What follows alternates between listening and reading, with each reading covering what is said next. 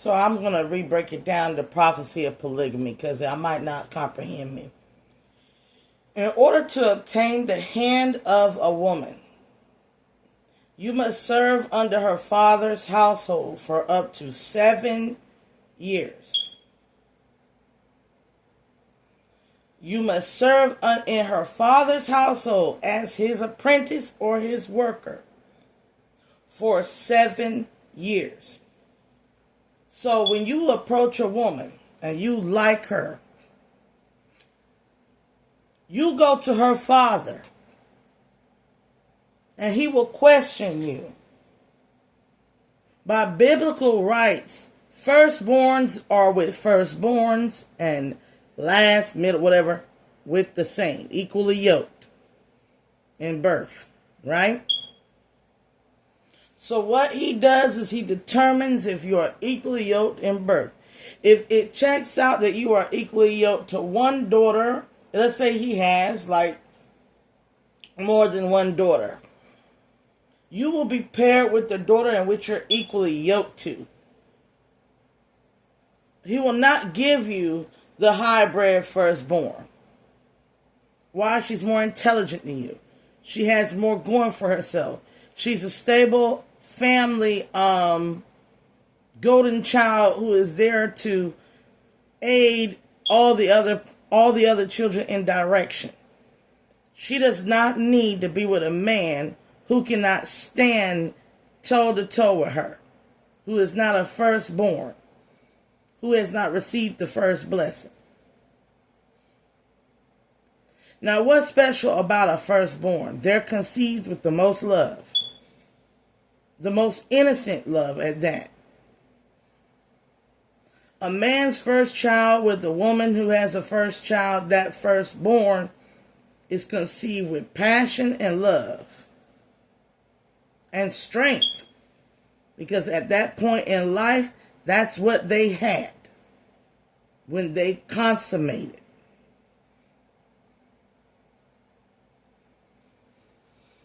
Now, another thing. After you serve, why is it that you got to serve under him and work under him? In society today, you have to keep a job for 7 years straight in order to even touch a man's daughter. Why? Because it shows your willingness and your responsibility to work and to provide. Why would a man give his daughter to somebody that can't keep a fucking job? Can't keep a sound mind for 7 years. Can't establish himself in 7 years. Doesn't know his purpose and what he's good at in 7 years. Hasn't obtained an educational premise in 7 years. About 30 and ain't going nowhere. You understand me? So he gets 7 years to see how you cope, 7 years to see where your mind's at, 7 years to see if your heart's really involved in it. Because you not only can't have his daughter by sexual rights, which is marriage, you can't express your lustful desires on his daughter. He will keep her covered and from you. And if she is an obedient daughter, she will do as the man who has protected her and provided for her since the time she came into this world. She will do and honor her father's wishes. And stay the hell away from you. Now, let's say you do the work. You put in the work.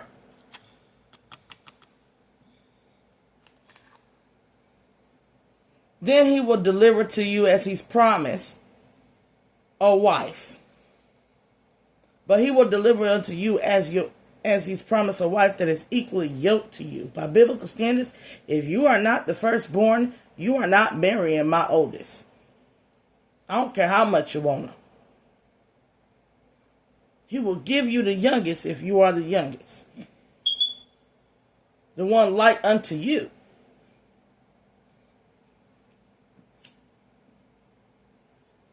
But if you want, with polygamy, if you want the additional wife, and it is your first wife's sibling, you have to go back to the father and work an additional 7 years. So in essence, to get the sister that you really want, you got to work 14 years.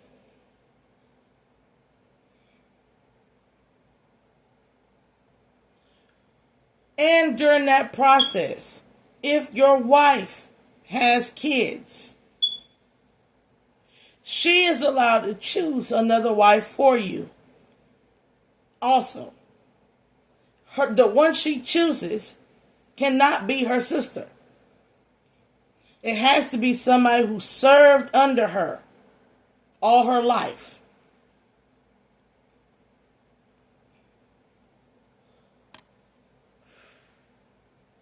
Y'all are dating girls out here that have had lesbian relationships on the low, and y'all are bringing them in as though they are sister wives. No, honey, they are sexually deviant succubus and they're lesbians.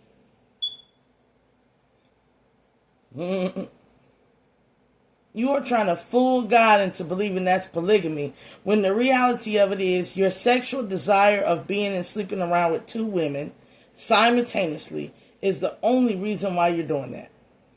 You are not poly.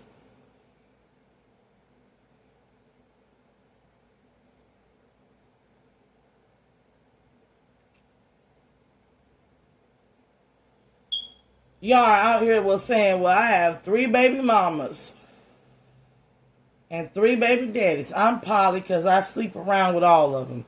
No, you're not.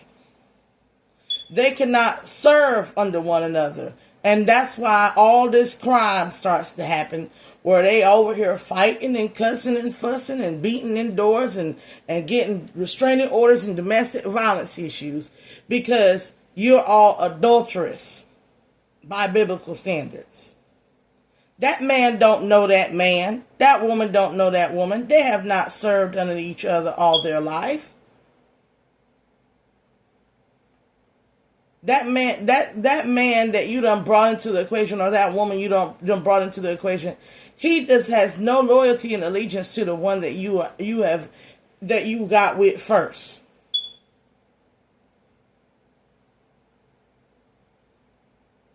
She has no allegiance and a loyalty to the one you got with first.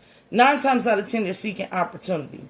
Now, why is it that you got to have somebody that has served under your first wife before she was married with you, since she was a child? Because 9 times out of 10, if it's a servant, she has put your first wife's needs above her own. That means she has made herself a true companion and friend and sister by her due diligence of work throughout her life to your wife. That means that the likelihood of her betraying your wife is slim to none.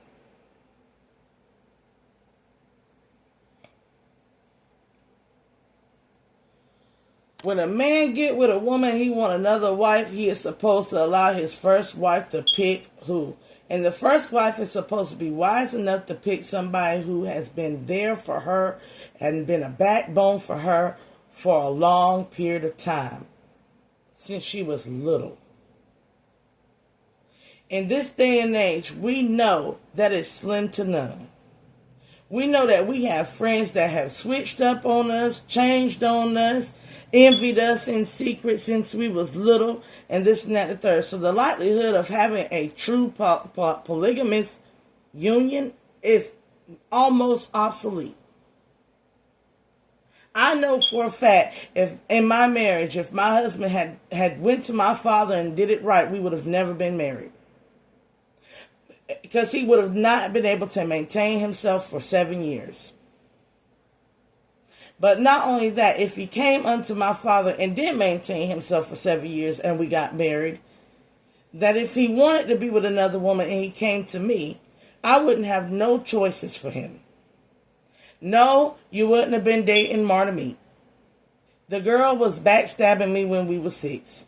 No, you wouldn't have had anybody in my family. They all were backstabbing me since I was 6. I'm like, I don't know. You can't have my sister. She's a child. I'm like, he would have only been married to me. And he would have had to hire a maid and not slept with her, the housekeeper, as Arnold Schwarzenegger,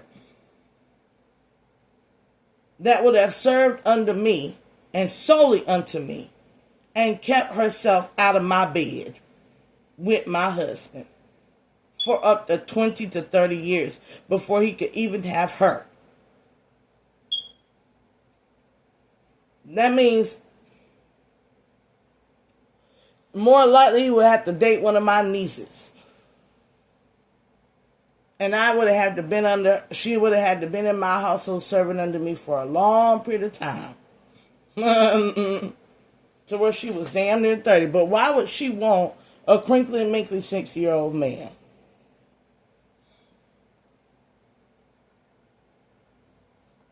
See?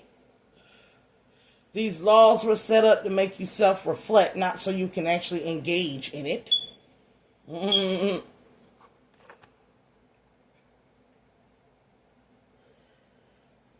When Abraham married Sarah, Sarah couldn't conceive children. Sarah said to Abraham, "Go unto Hagar, my maidservant, and have children." Abraham favored Hagar sexually. He lusted after Hagar. And this caused tension and turmoil because Hagar was a newly servant. Hagar had not fully served under Sarah for all her life. So it caused problems, and it's divided a nation as well. It started a blood feud.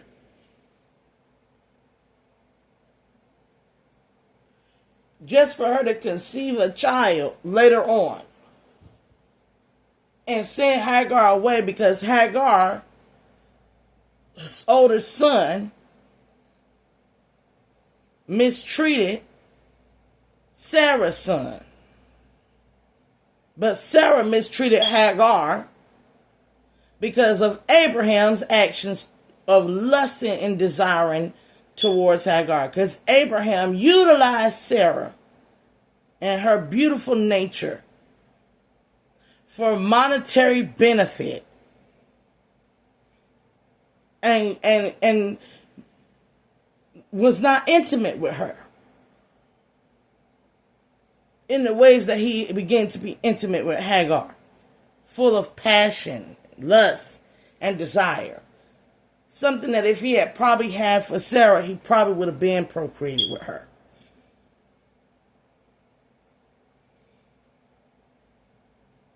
It was not until Abraham disappointed God that he decided, hey, I'm going to go to Sarah and do right by her.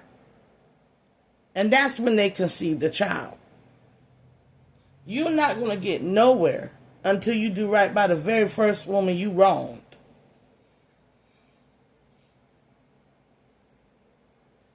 You do know that, right? Y'all are never going to have a successful relationship if you had a person you made a promise of love and commitment to and you broke it. All your relationships will fail after that. You have marked yourself to be unholy and cursed. You went had sex with that girl when she was this and that and the third, and you never did her right. You never apologized for doing her wrong. You didn't repent in some way, shape, or form. But you want a successful relationship after being a player and a womanizer. And vice versa for the women. You want a successful, happy relationship and marriage after being a womanizer and a player. You're not going to get it until you go back to that first person. And some of y'all don't even know the first person because you done slept around so damn much. You don't even know who. You done conceived multiple wives, husbands, and kids out here.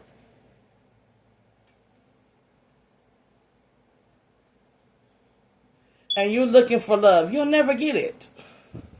I don't have to go back and right my wrongs. The first man I ever slept with, he knows that I was in the right. He owes me an apology. He owes me an explanation. If not, if he owes me that, but he owes it to God more. Why you do that to that young girl if you was not going to be there? Why you play with her? Why you steal the very essence of her virginity from her?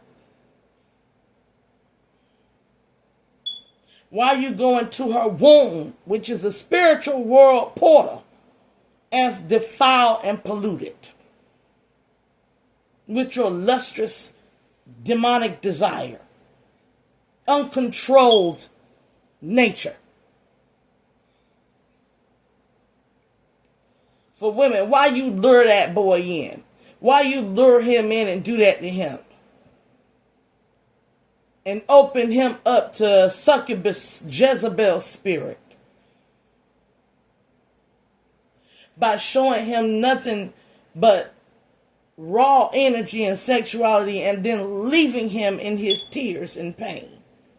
When he cried out for you to love him, you dogged him out. And then y'all both expect to walk away and to have love and union and partnership and a marriage. You don't get that until you repent to the Most High. And some of you ain't going to get that until you apologize and repent to the Most High. Because you continuously, repeatedly did it to those with pure hearts. Over and over and over, you stomped on people's hearts. You led people into believing that you were going to be responsible and accountable for the seeds of the children you birthed into this world. You led people to believing that you were going to be a decent, respectable mother, father, husband, wife. You led them to believe that. And then you dropped the ball and you took your lustful succubus, incubus, demonic ass elsewhere. And did it again and again and again. Some of you even led some of you women even led these men to believe that the child is theirs, and you know it's not.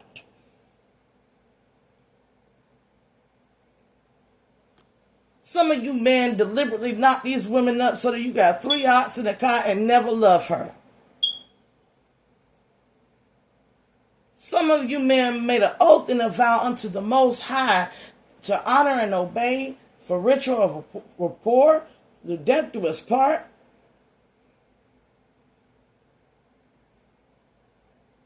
And then you abused each other, vice versa, male or female, don't matter. And then committed fornication and adultery outside of it. And you want what?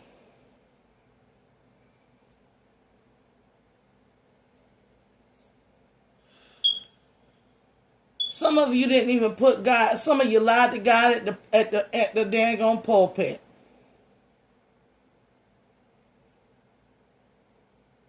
And you put other people in the place instead of God. Your mama, your daddy, your sister, your brother, your homies, your homegirls. Everybody in your relationship.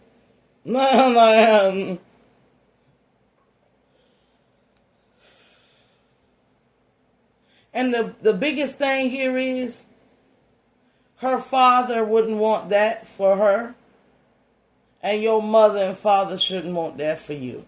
When we send our kids off into the world, we want them to be with somebody that loves them just as much as we do, if not more.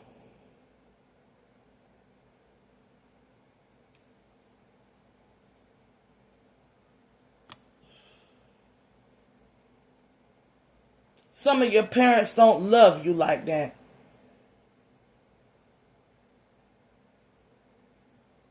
Some of your parents didn't condone your union to begin with, and you still went into it and wonder why it failed. Because you didn't want to adhere to their wisdoms.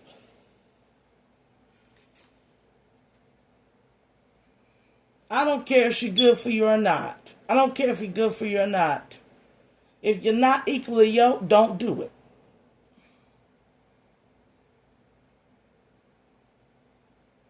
That's why when I was dating a 20-year-old 3 years ago, I didn't mind his mother telling him not to be with me. We're not equally yoked anyway.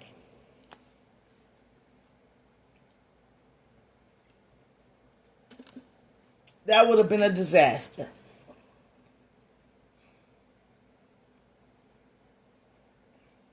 Meanwhile, the one I was equally yoked and married to, he put his parents in there like God. And it destroyed everything. Meanwhile, I date somebody who's a lot older and we are equally yoked. He won't even listen to his parents. Tell him that's the one. Because of his lustful desires. To be with the very witch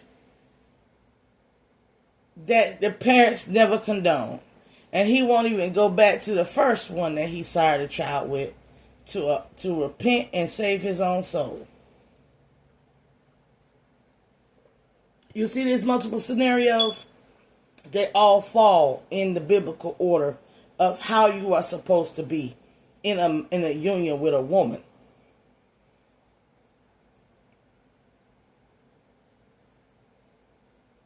And how a woman is supposed to be in a union with a man.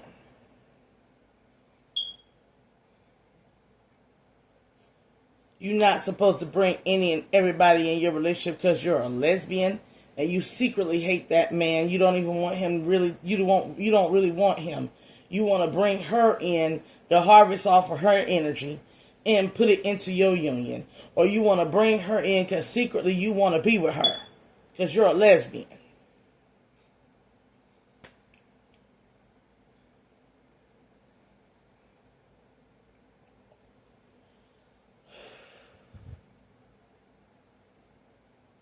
Now let's talk about how Jacob went. He had to work under the father for 7 years to get the equally yoked daughter who was the youngest, like he was. He had to work an additional 7 years to get her sister. He had to accumulate enough wealth to take care of 2 families that he was procreating. And when they decided that they did not want to procreate, when Rebecca was barren, she said, "Go unto my maidservant," and he procreated with her.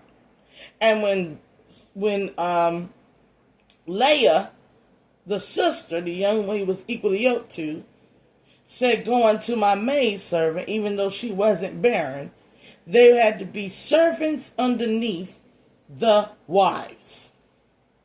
And then they became wives through the conception of a child and through sex. He ended up with about a handful of wives.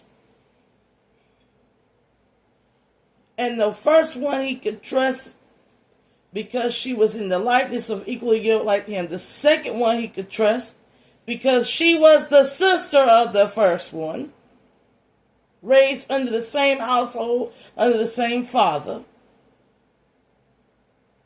And the maids all served under the 2 sisters. Meaning the maids put the need of the sisters above their own. And he had to work to provide for all these women and children. Meaning he had to let go of his lustrous desires of having sex to get his ass out there in that field and work to make sure that them kids and them women was took care of. Y'all can't even afford more than a girlfriend, but you out here having side pieces.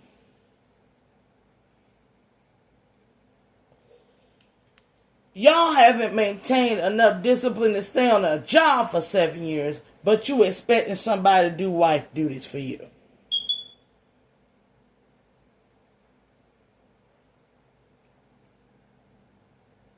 And women, we need to straighten up too.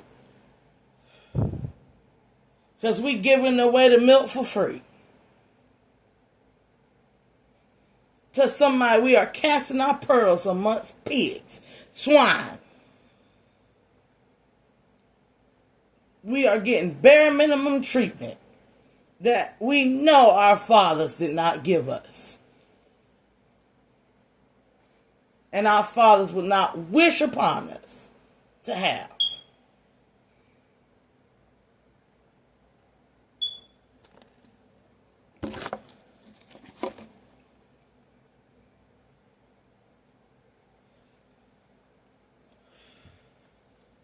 The prophecy of polygamy has been distorted, perverse, and degraded to where all these polygamous unions, even every other community, is jacked up right now. Y'all see it. You go online, you see a bunch of Arab women, one in the camera crying, the other one's back there bullying the hell out of them. He got 7 wives. He go to a different continent, to a different place, and he come back home with a wife.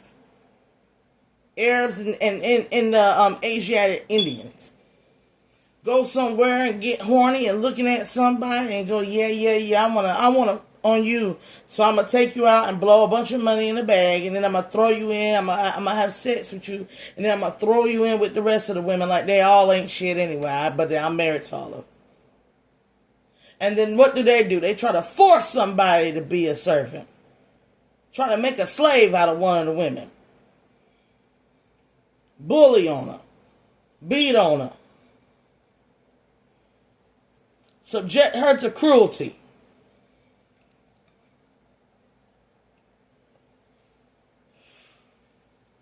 Gang up looking like cliques. Meanwhile, women have mastered it. Women have obtained the wealth of the earth and the land and have learned to love evenly without favorites. But only because she can only, either she's fulfilled by both or she needs one to compensate for the lack of the other. Meaning she has equal love, but it's coming from a different perspective, or she has equal love and it's whole and full in totality. The reason why it doesn't speak on women having 2 husbands is because there's nothing to speak on. Men by innate nature serve each other. And when they're both enamored by one woman, and the one woman is the same, brothers will look out for one wife. It is all throughout the Bible in later terms. That is why that's why the brother often gives, that's why the husband often gives his wife to his brother. Because she'll still be in good hands, even when he lets her go.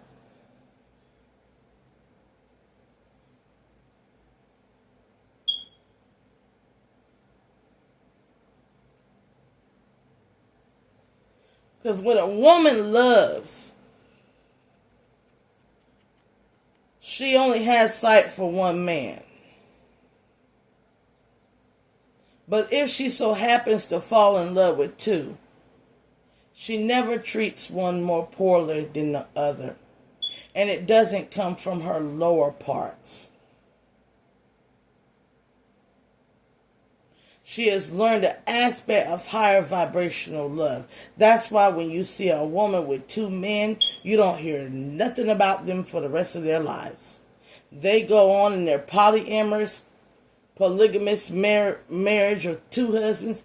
You don't hear no complaints from them 2 husbands. You don't hear no complaints from that one woman. So why write about it? There's no need to write about it.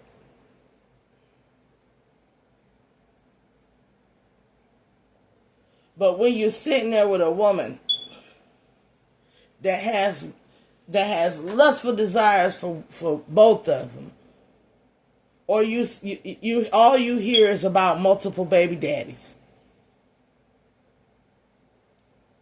failed relationships, or the woman is the target of lust by 2 men, and what do you hear? Sexual crimes, trains being committed. utilizing her for energy source.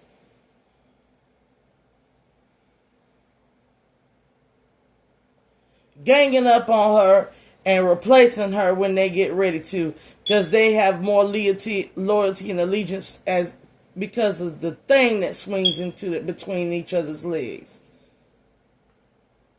Running all over that one woman. Then you can't even, nowadays the men will be sitting there and two men will be sitting over there and they'll be in love with the woman. And instead of them coming together on the woman's behalf, they'll turn on each other and make a sport and a competition out of that woman, or they'll turn around and if she accepts the both of them, they'll degrade her and label her a whore, and then whore out, and then try to go and get another one involved to do the same thing. Because her heart is good and she loved too. They take offense to it.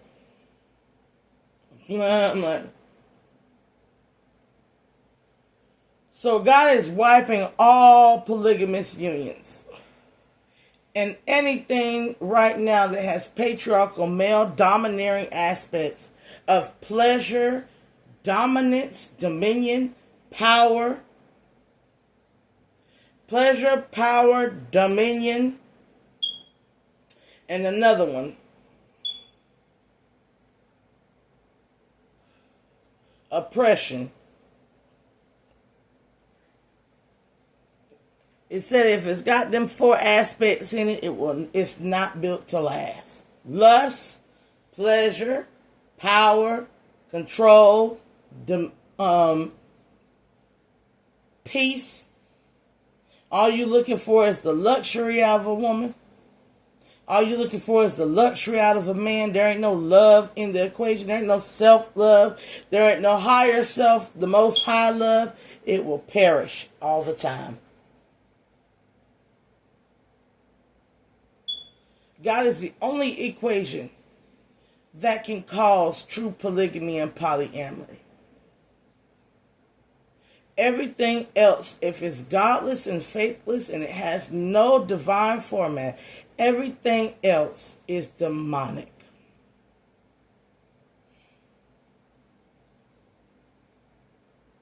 It is sinful, with ill and impure intent.